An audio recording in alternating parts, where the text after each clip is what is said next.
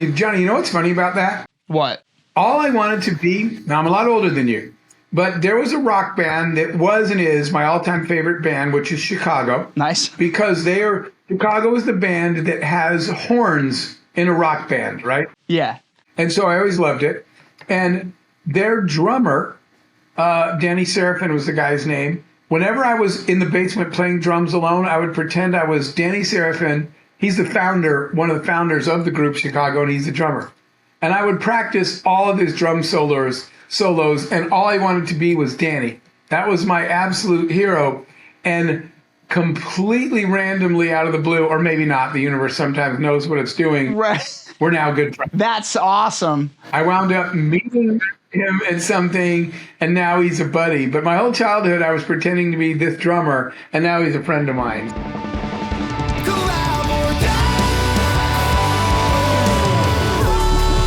We're always collaborating at all times with the universe.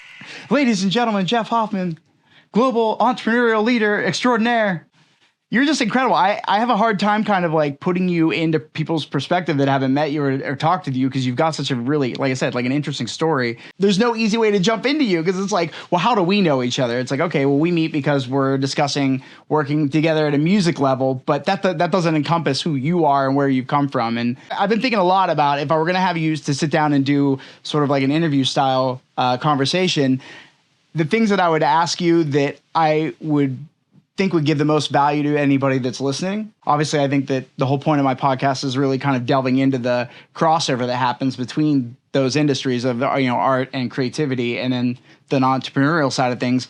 That's cool. In lieu of having you go through and give me the Reader's Digest version of your life story, tell me more about where did you come from? Like, what is it that makes you get into who you were in the early 90s that kind of kicks off your career? Yeah, because, there's a really simple answer, one-word answer, which is mom. Grew up in the Arizona desert in the middle of nowhere, single mom, and my mom, with 4 kids and 3 jobs. And I played every sport. There was nothing else to really do in the Arizona desert. I played every sport. I'm a huge sports nut anyway, but playing on teams costs money, right? Whether it's travel baseball or switching from baseball to football, and now I need new cleats because I grew a little. I never wanted to stress mom out. She was already working around the clock and doing all these jobs and everything. And I had a good attitude about it. And so I was the industrious one. I would walk down the street in the Arizona sun, 112 degrees, knock on someone's door and say, "Aren't you embarrassed by your garage?" And they're like, "What?" And I said, "I'd be embarrassed if my garage looked like that," right? Because of the heat, things were open a lot. Like, "What are you talking about?" I said, "Clean it." And they'd be like, "It's 112. And I'd say, "Fine, I'll clean it." And they're like, "Well, I have been meaning to get around to it for a year." And I was like, "Give me $20. I'll throw all that stuff out." So I would knock on doors and find some way to make money. And so, obviously I never knew the word entrepreneur, but I'll tell you what, Johnny, what I did know was then my buddies and I would want to, because of the heat, the malls were a thing then. And when you live in that heat, you go to the mall to get out of it. And in the mall, there's only really 3 things to do. Walk around, we do a little of that, eat, and then go see a movie. But no one had money because their parents, if they gave them any, we were poor, it gave them a small amount. And so I'd be like, "Fine, I'll buy a couple of pizzas." And then some of the guys had enough money for a ticket, but I'm buying all the drinks and snacks. Well, I actually didn't hate that because I started to realize that the harder I worked, the more people I could take care of. And that just feels good. When you were busting your butt in the hot sun, but now you're able to take care of people and do things for the people that you love. So that's kind of where it all started. And Johnny, that went on for me in college because I went away to this huge college dream that I got laughed at. But I went anyway after my big dream was to I wanted to go to Yale. And I got into Yale and I got there and I was the poor kid and they kicked me out because I couldn't pay. And that was like on day 1, literally the first day of class. They said, "You can't go to class." They didn't say poor kid. They just said, Right. you can't go to class you didn't pay. And in all fairness to the university, of course that's the case. You can't go to eat a steak at a restaurant and say, I don't have any money, but the steak's gone. Yeah, don't know what to do. Don't know what happened. I was kind of like, I get this formula. If you want something, go find something to create do something of value for somebody. Big dreams are great. You just have to create big value. That was the lesson that I learned from what I just told you growing up. So I just started a company in the basement under the university. Nice. Software company. I did it because I was pretty sure it was illegal, right? Against university rules. It felt cool. Yeah, so I was hiding in the basement, which is later, by the way, where I would jam in this little rock band that we had in college, playing at parties just for fun. But we'd go downstairs and jam, and I'd play my drums. Anyway, that's how I paid for college. I started a little company, ran it in the basement, and funded my college education. So that's always been the formula, man. If you want something, get out there and work for it. Yeah, I had a local entrepreneur, actually the guy who houses the podcast studio that I operate out of. He's sort of like a local entrepreneurial leadership class teacher, a professor at Penn State. And he always drops these like odd little pearls, and like I'm just constantly picking them up. And the one that he said that has been like recurring in my head lately has been see a need, fill a need. And these are like really simple adages, but his story was very similar. And I guess I liken it to mine that like I did.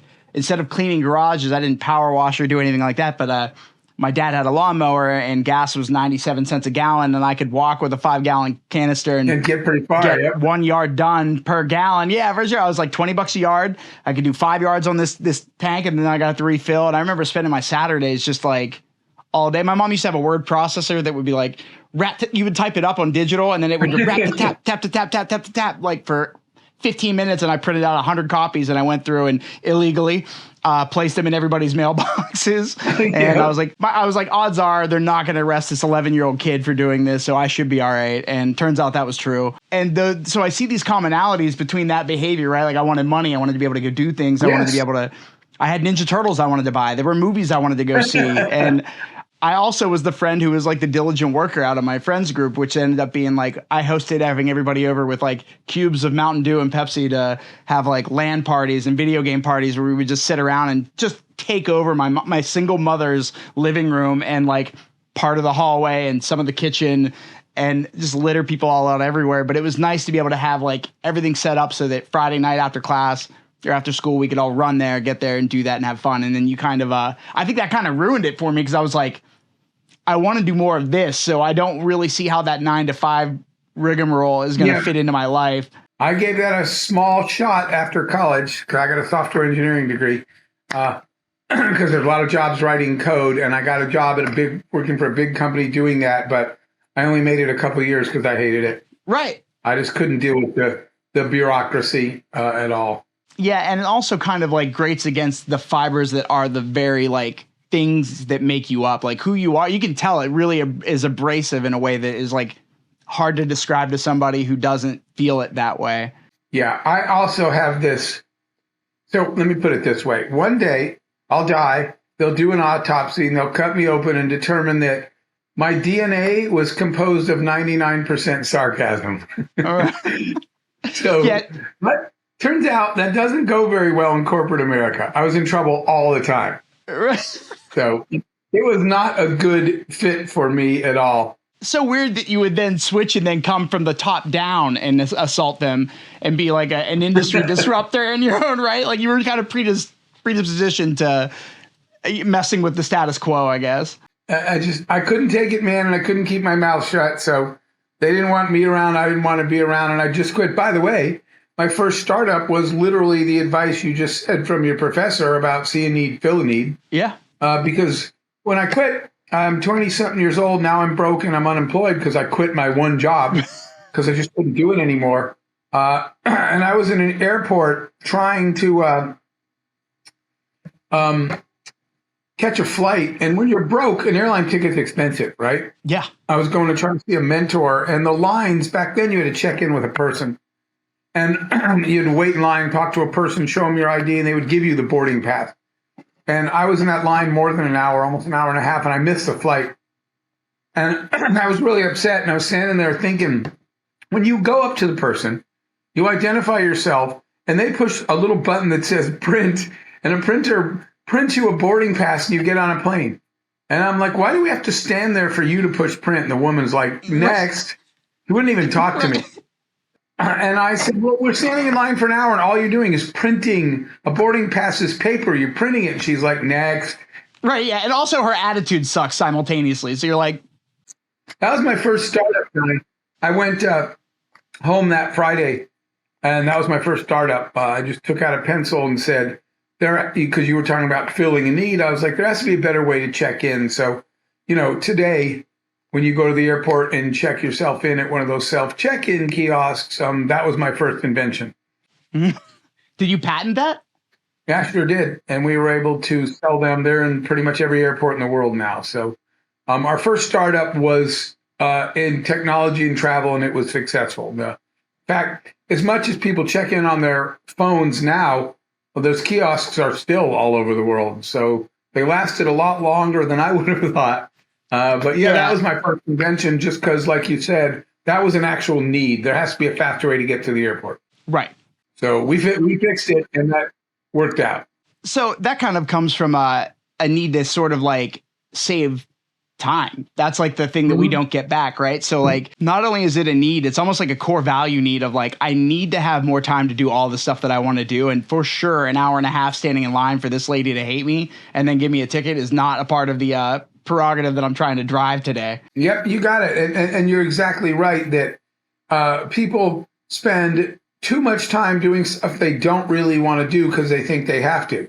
Or you could just find a better way to do it, right? Right. When I was standing in that line, all these people are just standing in line quietly. And I'm like, how are you okay with this? Life is going by and we're standing in a freaking line. The sky is falling. When I said, you really okay with this? They're like, no, this is ridiculous. But the difference between successful entrepreneurs and everyone else is that the entrepreneurs, everyone else goes home and complains. The entrepreneurs are like, this is not okay. I got to fix this. So the successful people you might see on TV or whatever, they're not smarter than you. They just were determined to own the problem when everyone else went home. Yeah, it almost seems like if you ask the dumber question about how this thing could, it seems like an innocuous, dumb question to ask, like, surely we could do this better. But that startup question is where everything else after that can kind of follow from. Yep, exactly. So that's how I started getting into travel tech. And that's your start. That's young Jeff Hoffman. Yeah, in my 20s, first company. But because it was actually solving a real problem that had economic value, right?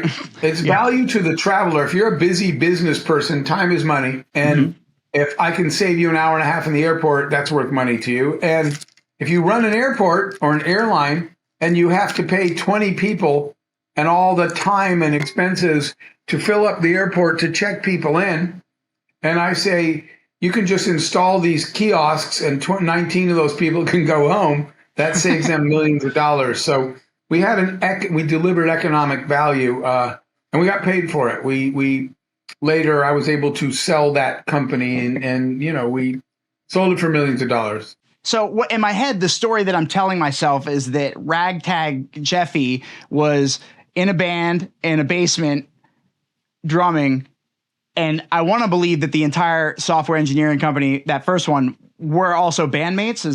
Can that be a part of the narrative? No, because I didn't start that. I didn't start that until after college. Oh, okay, all right. So I was jamming with the gang in college. What was the gang called? Okay, you'll like this.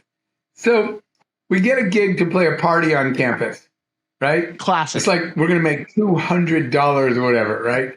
To split between everybody, 5 people, so whatever. But anyway, where they want to do flyers, and the girl that's hosting the party is like, we want to put on the flyers that there is a band going to be there.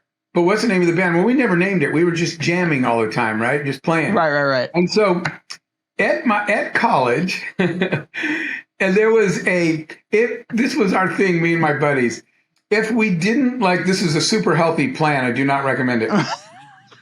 If we did not like the meal that they were serving, in the college cafeteria, we went over to the toaster and made cinnamon toast instead of eating dinner. Right. And the toaster was one of those ones that has the conveyor belt. You put the toast on and it goes in and eventually it slides out the bottom, right? Right. If you ever use one of those conveyor belt toasters, sometimes the toast falls off in the back and stays there.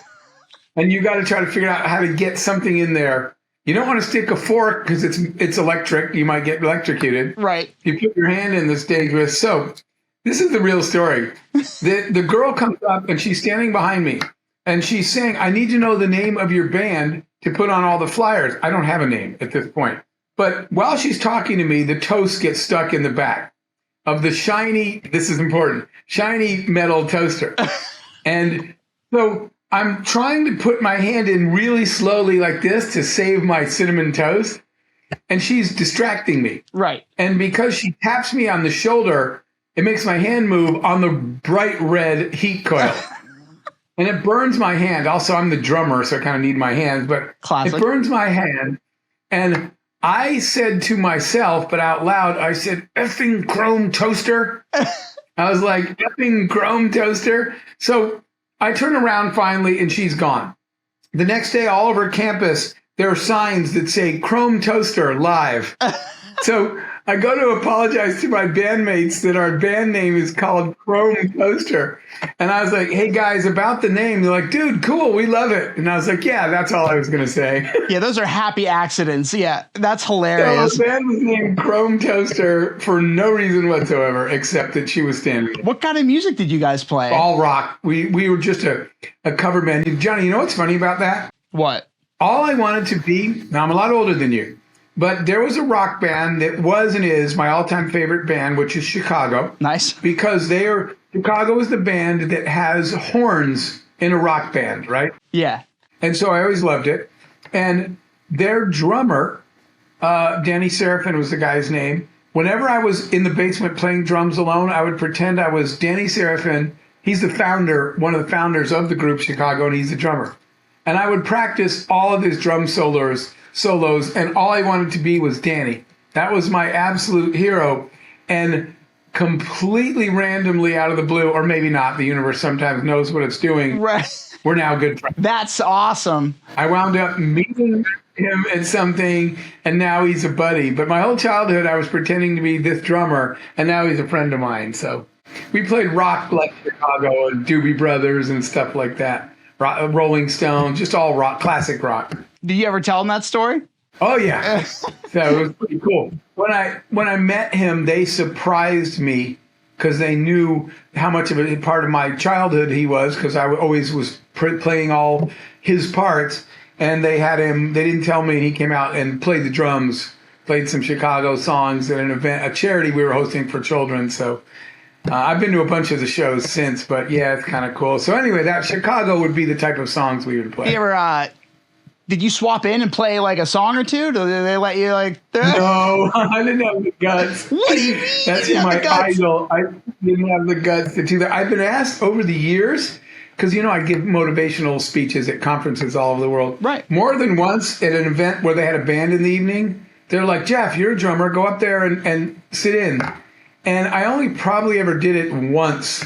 I was too nervous, right? You just got to knock that dust off, dude. That's all. So, yeah, but I still love playing the drums.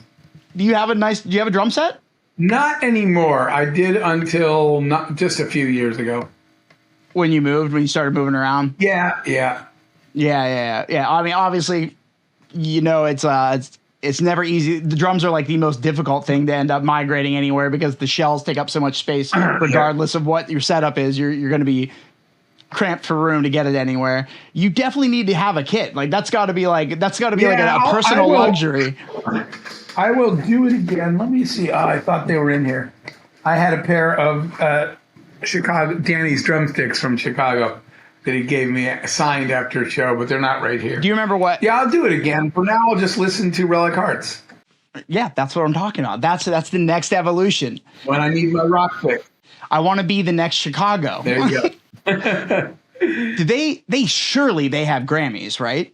Yes, they're in his. We stayed at his house last time out in Vegas, and the Grammys are in his music room, along with the millions and millions of albums that Chicago sold. Yeah, I believe it. That's awesome. That's kind of like the music that I grew up on with my dad. I got this like perfect mix of like, my mom was really into the pop realm of things in the early 90s, but my dad was 10 years older. And so he was like classic rock through and through. So like Kansas, Chicago, like the Allman Brothers, Doobie Brothers, you know, like Rolling Stones. Yep. And then my mom was like Tony Braxton. And like, it was funny because meeting you after what happened after I was out of undergrad and I'd started to pursue music. So meeting you and knowing that you had like these influential sort of foundational moments with, you know, the artists that you've worked with, I was like, that's crazy. Cause like, I didn't know you, but you were somewhere in a plane somewhere talking to these guys, working on this and doing this. And I was like jamming around in the passenger seat of my mom's car on the way to school some mornings. Cause you know, she was like my ride to school. We moved out of the district and I didn't want to leave the district and she didn't want me to leave all my friends. So because she worked where the school district was, I just got up at the ass crack of dawn every morning instead of transferring schools. And wow. I got like a 45-minute ride into school every morning with my mom. Yeah. So like really close with my mom and my dad because of that. That's cool. And my dad was mostly just holding a flashlight poorly and getting yelled at underneath a car somewhere. But mom was definitely, I've been able to have these really amazing tinkering and interesting relationships with both of my parents in totally different ways that, you know, when you get older, obviously you have the benefit of hindsight. Yes. Perspective to kind of value a little bit more. So I wanted to also talk to you about the fear aspect, right? Like you kind of saw a need, fill a need with the first engineering company, and Priceline was like your what, fourth or fifth company? Fifth, yeah. Fifth. So like, yeah, by the time we started Priceline.com, that was the fifth startup for me, which includes some failure in there. But the failure and the fear side of thing is like that's like the super, I think, tangible, important thing that everybody connects to. And I don't think a lot of people realize how much failure goes into every person who anybody introspectively deems as successful. Like there's a long path of failure to get to any of that. And it's definitely not exclusive from it, right? So like it often comes off the back of it. So like what kind of fears have you encountered through managing human beings, you know, you have several startups, you're disrupting different industries and, you know, being a global entrepreneurial leadership sort of like warrior, like what have you encountered in that fear and obstacle realm and how have you kind of dealt with it? Like what kind of stands out as like pillar moments for you in your development? Mine was not fear, because part of the DNA of entrepreneurs is fearlessness, but doubt for sure. Yeah. There are a lot of people, the reason they never become entrepreneurs is because they can't overcome the fear. Right. Right? What if this, what if that, what if it doesn't work? What if I'm not good enough? What if customers don't like me? What if I can't raise the money? That's all fear. And so fear prevents people from ever starting. Entrepreneurs, part of that DNA is that fearlessness, but that does not mean you don't have doubts. Right. So the difference is you started anyway. And now you're like, man, I don't know for sure if I can raise it. I don't know if this product is going to work. Right. But the difference between fear and doubt is you're in the middle of building it, right? Yeah. And so you don't let fear stop you, but you have moments of doubt because those kiosks I told you about, one day we had no money, right? We're building a prototype, and since we don't have money for, if you've seen them in the airport, they're pretty and plastic injected molding, right? Yeah, rounded, really shaped well. Yes, we didn't have money for that at this point because manufacturing plastic takes injection molding, which is expensive. Yeah. So we literally built the prototype out of plywood. Well, the problem with the early version is we're testing it all day. If you can imagine. Yeah, so it's printing tickets all day, and it's made out of wood, and one day it burst into flames. Right. And our entire lives burned down before By the way, thank you to my great team. They just all ran out of the building. And I'm like, where's everybody going? And the last person out the door yelled, the prototype's on fire. And I was like, you guys are just going to leave me here? Yeah. Nobody even told me. They just ran out with the thing on fire. Turns out they were fanning out to go see if any of our neighbors had a fire extinguisher because none of us had ever thought of that. But right. That's the team you put together, though. They were already in troubleshoot and problem-solving mode. They did have a plan. They did. But that's your, you have a doubt moment. I was like, if everything just burned, that's all the money we had right now. Maybe it's just never going to work. I don't know why it caught fire. There's a million doubts, and you're like, I don't know if I can do this. So everybody goes through that. And there's two answers to that. One is I always walk through kind of the worst case scenarios as an inspiration. So one of my drivers was that corporate job I had with the boss. Johnny, one day the boss said, here's the strategic plan for the year. And he explained it, the plan that he wanted us to follow for the year. And then he said, are there any questions? And I was like, I don't even know where to start. The entire plan makes no sense. I was so distressed. And you know what my boss said? He said, does getting your paycheck Friday make sense to you, Hoffman? My teammates, my friends were like elbowing me, shut up, dude. Right. And I said, yes, sir. My paycheck, because I don't have a dime. I can't eat without it. I can't keep the lights on. So when he said, does getting your paycheck make sense? I had to swallow and say, yes, sir, getting my paycheck makes sense. And he said, then I suggest you just shut the hell up. And so all I would have to do in my moment of doubt is replay that video. That memory. And then I was like, okay, I ain't doing that again. Right. So there's something that will, my big fear wasn't failing this thing. My fear was having to go back there again. And so it would drive me. I was like, nah, I ain't doing that again. So I better figure out some way to make this thing work. The other part, by the way, is tribe, right? You know that, especially being in a band. Yep. When you're having a really low, weak moment, one of your bandmates says, hey, Johnny, man, it's going to be okay. We're going to get through this. You need people around you that are going through what you're going through, that when you have those moments of doubt or fear, somebody else is there to help you get through it. Really hard to do with no support structure. Yeah, and part of that tribe, the aspect of tribe is like important of that is the investment into it, right? Like not financially, but like there's emotional investment that comes with every endeavor that you kind of embark upon. Like you said, in the DNA of all entrepreneurs is fearlessness, which is weird because you didn't drum for Chicago despite being given several opportunities, it sounds like. But when you've got the charisma to be able to do what you do and the wherewithal to know, like, look, there's going to be doubt. I just have to navigate it, and I need to be surrounded by people that are, empathetic to the cause of what we're all going through. You really need people that are invested in it, that share not the fear, but like the doubt. If you share that doubt, that burden's a little bit lessened. Yeah, it happens. There's no way around it. Everybody's going to have those moments. Nothing, you already said it earlier, nothing goes perfectly. Oh, yeah. It's like if you're, I love meeting younger artists. Is like I'm kind of like, I'm at this age where I'm not old enough to be like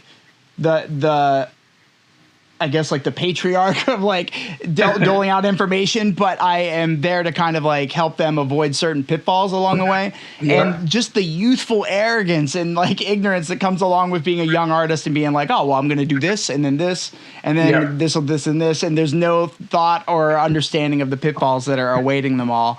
And so it's kind of funny that you put it like that, because I look at the band dynamic definitely as like a microcosm of how a lot of different industries and businesses and groups and tribes really have to kind of coalesce and come together and work.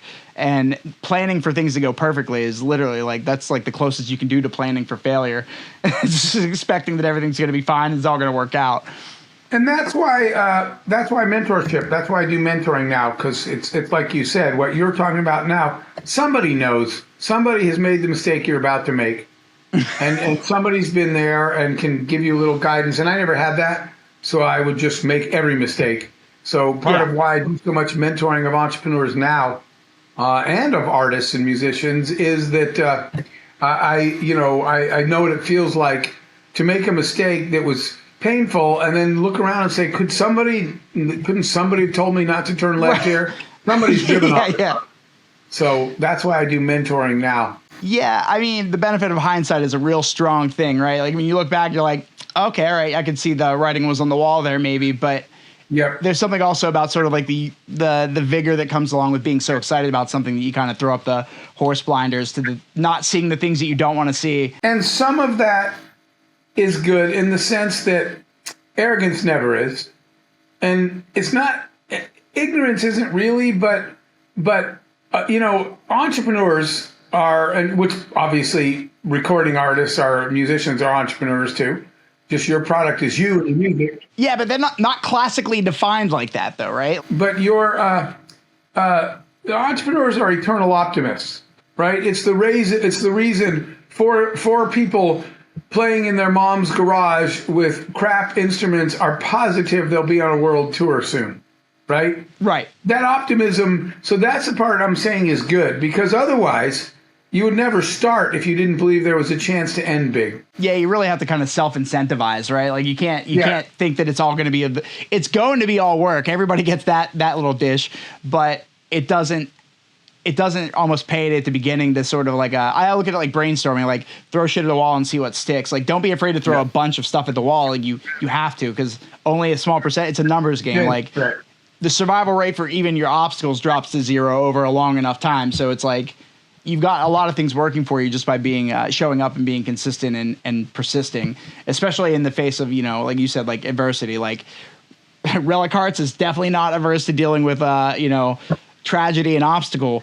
But what I love about the tribe that I have in the guys in the band is like we have a very like visceral mutual understanding that like, well, what else are we going to do? What are we going to stop making music? Like, was the goal ever to write a song and then be like, all right, we did it. We wrote that song and now we're done. The accolades have all been gotten and we're good. So it's like, insofar as you realize that you have to fall in love with the game and it's got to be a part of like your everything essentially.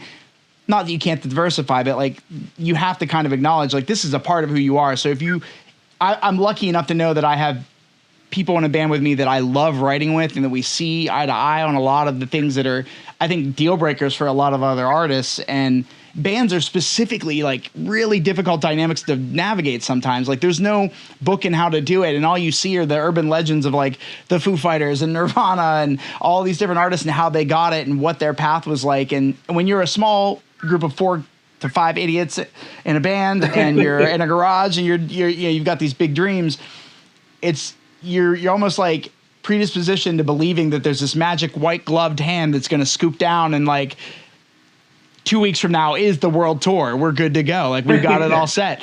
And there's like no accounting for the fact that there's no shortcuts to success or happiness or, any of that. And if you can't figure out how to fall in love with the process of what you're doing and say you enjoy doing, you're kind of dead in the water, and you're not doing yourself any service by feeling like that. I like that music has kind of shifted into a more visual aspect post the music video world of MTV because it's given me. I hated it at first because I was like, great, now I gotta film these fucking videos, and then I'm gonna have to learn how to edit, and then I gotta learn how to do this and that.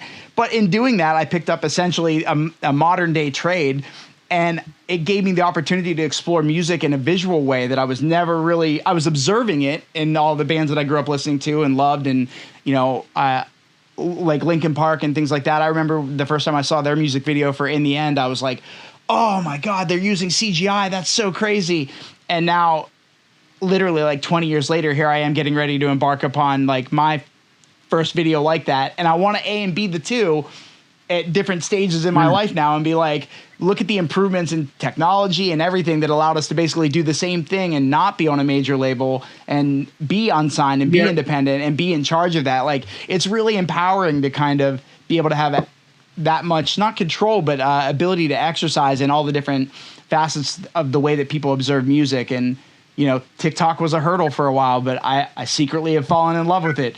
Data mining or not, I'm like enjoying connecting with other artists and seeing what other journeys that are very similar to mine look like, because they all deviate at some point. There's parallels, but there's a lot of cross sections where you just kind of are only there at the same level with another artist for a short period of time, and then you kind of go about your differing paths. What kind of obstacles, not fears, but doubts, do you feel like you encounter now? Well, I'm not building businesses anymore now. I did that for 8 companies. And then the last one was, I did the tech companies, 5 of those. Then I took a break and did the music company where we were in production, concerts and tours during the pop era. That was fun. Yeah. Give me the golden nuggets from that era of like where that started from, so that, like my audience can kind of like get an understanding. Cause I listen to a lot of your stuff and I don't hear you talk about it as much as I wish I could get out of you. Cause I love listening to you sort of wax poetic over like that era of your life. There's a huge golden nugget, which is that, that everything is about team. Talent alone doesn't win. If you're, well, I'll give you a great example. Well, you're too young, but if you're Dan Marino, you're a Hall of Fame quarterback, and you got nothing around you, right? You don't have enough around you, you're never going to win a Super Bowl. It doesn't matter that you're Dan Marino and you can throw a touchdown pass. Right. You actually need some linemen. You need the right running backs, a few more receivers. How about some defense, right? You can't have your special teams give up a touchdown. Just talent of your own doesn't do it. So I have this slide when I speak, because we did tours and concerts with NSYNC, Britney Spears, Backstreet, Elton John. We did all this pop stuff. But I have this slide, and it's a picture of 4 girls, singers. 3 of them are waitresses singing in the shower right before they go to their waitress job. 3 girls singing in the shower, then getting dressed to go be a waitress. The 4th one is Britney Spears on stage in Vegas at a residency. And my question is, rank these girls in order of talent, and Britney's probably 4th.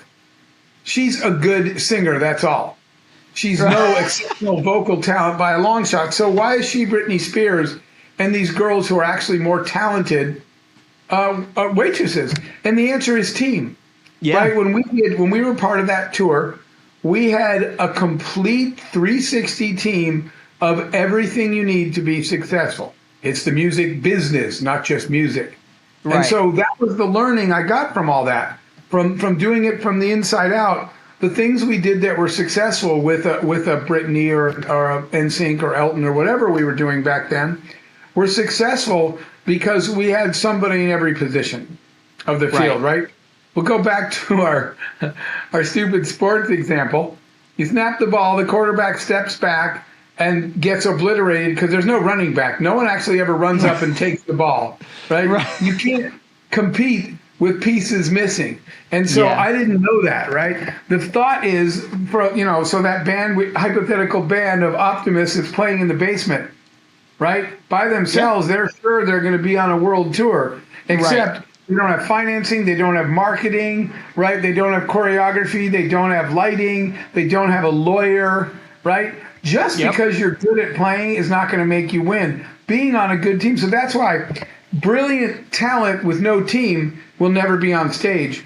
But a Britney Spears, who's not a great singer, but has an unbelievable team, gets rich and famous. So that's the lesson I learned, is that team is everything. And team needs to include everybody respecting each other, artists respecting business people, etc. And that's the model we took when we left the music biz, and when I started, trying to make movies, right? I went out to LA, and remember, I'm a tech guy, and I was like, let's make a movie. And people were like, you know anything about the movie business? I said, I'm not actually going to operate the camera. Just like I'm not going to sing, Britney is. But I'm going to do my part of it, like every other person does their part, just like in your band. So anyway, that's the same model we took, and we're like, if we fill every position on the team, why can't we successfully make movies? And it's the same philosophy. Team is everything. Yeah, it's funny because I probably beat that story, the Eli Roth story, to death telling people about it, because it is sort of like this perfect summation of how like you got all of the tech and the business skill side of things to basically accompany, Eli Roth making Cabin Fever. But in the creative realm, when you're in the space and you get your lucky cameo, you're like not really looking at the same full picture that he is as the director, and knowing where everything is kind of heading. Like I remember you telling me, you were like, I remember after we were done filming, the day that you filmed, you were like, is that it? Is that what I just invested like all of this money in? Like what is going on here? And it's just one of my favorite stories to tell, because I think it kind of adequately sums up how you don't have to know everything. You need to know how to do what you do really well and be a part of the team and rowing in the same direction as everybody that's trying to accomplish that goal. Right. Our goal was make a movie and get it in theaters, right? Just like a band is, create some music and just use an example, go on tour. right? Right. That has lots of parts. So the story that you're referring to is me being on the set of the movie with all the equipment, and Eli's filming stuff, and I'm saying, what exactly is going on here? And him saying, don't worry about it. And then you cut to later, the movie's done, and I'm negotiating distribution and marketing deals. And he said, what are you working on? And I'm saying, don't worry about it. Right? Right. We're each just playing our part, but we all have the same exact goal, and we win or lose together. And that's why the movie wound up being successful, because everybody did their part. But that's the biggest learning for me when I got in the entertainment biz, was that it's so important that you have a well-rounded team. And talent alone is not going to win. Yeah, I mean, the talent not being the only thing that can make or break you is actually sort of like been the saving grace for me, because I wasn't like classically trained. I graduated from college before I started pursuing music professionally. So like it was not a part of the game plan before. It was like, I have always wanted to do this. I am going to take a crack at this. I don't know a lot. There's plenty for me to learn. And you find out really quickly that, hard work and a good team can beat out talent any day of the week, because you're never comfortable in my position. So you have to constantly be like exerting and trying and reworking things and adjusting, and those micro adjustments and that development and learning is really kind of key for the artist perspective, at least at the very least, to developing strong habits, like just the discipline it takes to kind of get through creating anything, a movie, a record, or anything. I think Absolutely.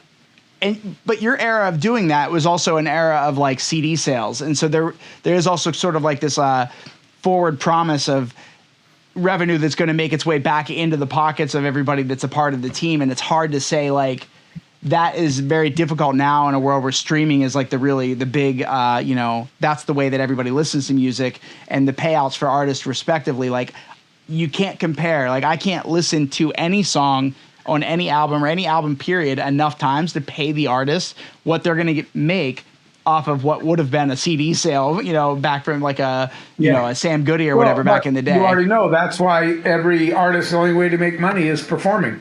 You have to be on tour. You have to be on stage. So they make money from concerts and tours, which is why we got into that side of the business as well. Do you feel like you don't that's make money from your streaming? You make money. They were all telling me, we don't make money from music. We make it from performances. Yeah, merch and being out there and doing it. And then I guess the battle then becomes, there was, I guess, sort of like, I want to say it was Warner Brothers, but it may have been a different label. So I don't want to quote which label it was, but they came out and they were saying they were basically depressed because they're like, we're finding it harder and harder to break out artists. And I think a large portion of that is kind of like self-serving to kind of come out loud and say that, because they also simultaneously, like, record labels kind of stopped doing development deals. Like there's no real artist development deals anymore. So it's like the model sort of seems to be, and what works for them is you find somebody who's doing something and going viral on TikTok or this app or this platform, and they can kind of swoop in and say, well, hey, we've got infrastructure. We can actually elevate everything you're doing here right now a little bit more. But they're on the hunt and finding those artists and not developing them. And it's also kind of hard to develop and say, well, this is this thing that if I pour time and money and energy into, I know will develop into something that will, return dividends from the label perspective, at least. And from the artist perspective, it's like all artists want to be discovered, whether they want to, whatever success looks like to them. A lot of times it comes down to money, but I would say a good portion of artists would really just like to be able to grow and have like a larger audience and a bigger turnout at their shows and people singing their songs. And like, when you're from that perspective, it's really difficult to kind of see the other side, the business aspect of it. But like you said, I mean, it's a music business. So I always get kind of an interesting perspective being a multi-passionate entrepreneur and creator, because I don't just do music, I do video and all kinds of media. But the parallels are certainly there for everybody. So from the artist's perspective, when they want to be discovered, it's like, okay, well then what are best practices now to start implementing that are going to help you get discovered? And what does that look like in the landscape of today? And with social media and streaming platforms, like what do you have to do? And it is super, honestly, fucking frustrating because there's no right answer.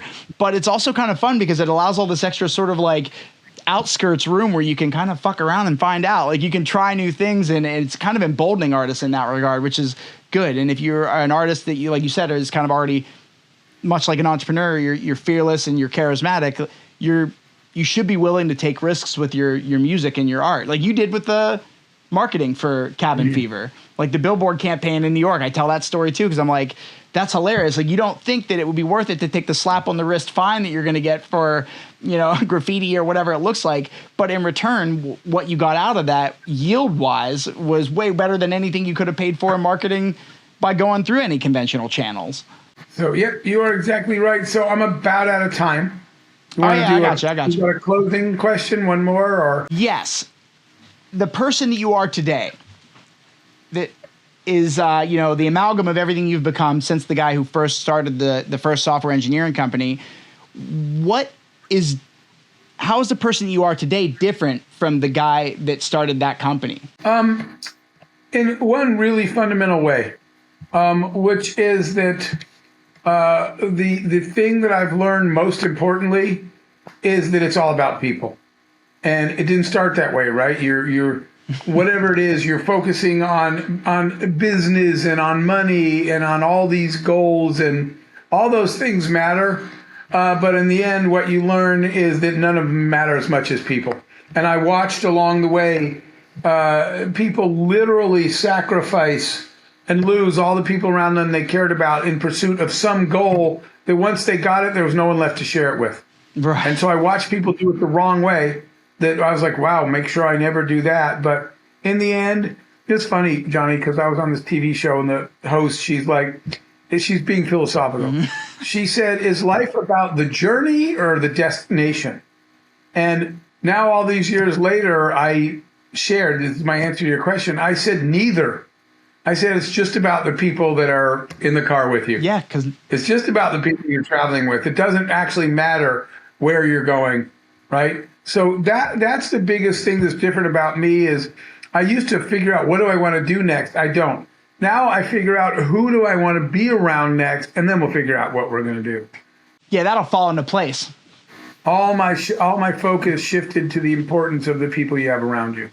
So thanks for having me today, man. Yeah, man. I'm really glad you made a little bit of time to kind of step in and do this. I think a lot of artists and entrepreneurs are going to be able to get some real benefit out of this. And, I just appreciate your time always, man. I know you are an expensive individual to book for a public speaking event. And I appreciate any minutes of your time that you dedicate to just answer my crackpot 3 a.m. questions all the time. And, it's been an interesting journey, even just with us so far since we've met. Yep. And the things that we've endured and seen together. So I look forward to the future, and we'll talk about Relic Heart stuff next time, or the next time we have time to actually talk about that stuff, and preferably after these kidney stones are gone. But I really appreciate you making time. And yes, take care of yourself. Yeah, brother, of course. All right, I got to jump, man. Talk to you soon. Run. I'll talk to you soon. All right, see you, buddy.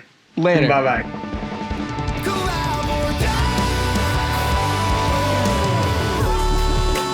Always collaborating at all times with the universe. That is a wrap on another episode of the Collab or Die podcast. I hope you enjoyed listening to it as much as I enjoyed making this episode for you. And now it's time for our favorite part of the show, the part where I beg you to please hit that like button, subscribe, and turn on those notifications so you never miss an episode. And don't be shy. Give us a shout out on social media at Collab or Die podcast on all the cool platforms to share your thoughts, your feedback, and your love. Until next time, Collab or Die, baby.